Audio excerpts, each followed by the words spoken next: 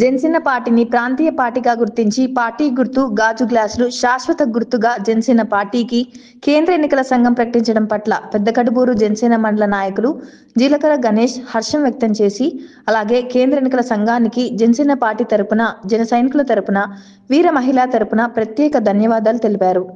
నా పేరు జీలకర్ర గణేష్, మంత్రాల నియోజకవర్గం పెద్దగడ మండల జనసేన మండల ఇన్ఛార్జ్. ఈరోజు జనసేన పార్టీకి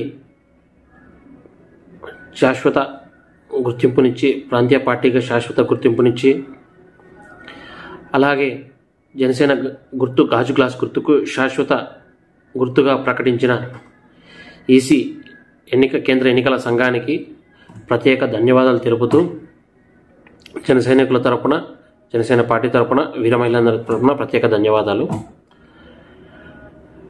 దశాబ్ద కాలం పాటు అనగా 2014 మార్చి 14న పవన్ కళ్యాణ్ గారు కొన్ని ఆశయాలతో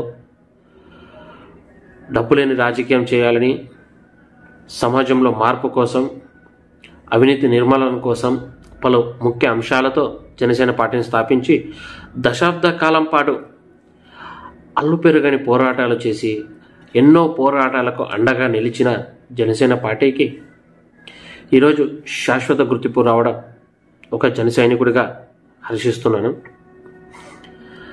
అలాగే ఈరోజు కూటమి ప్రభుత్వంలో జనసేన కూడా ముఖ్య పార్టీగా వ్యవహరించి, జనసేన పార్టీ ముఖ్య పార్టీగా వ్యవహరించి కూటమి ప్రభుత్వం ఏర్పడడానికి జనసేన ఎంతో శ్రమించిందని, పవన్ కళ్యాణ్ గారి వల్లే ఇది సాధ్యపడిందని కూడా గర్వంగా చెప్పుకుంటున్నాను. దేశంలో 100కు 100 స్ట్రైక్ రేట్ సాధించిన మొదటి పార్టీగా జనసేన పార్టీ ఉందని, జాతీయ స్థాయిలో పెను సంచలనాన్ని సృష్టించిన జనసేన పార్టీ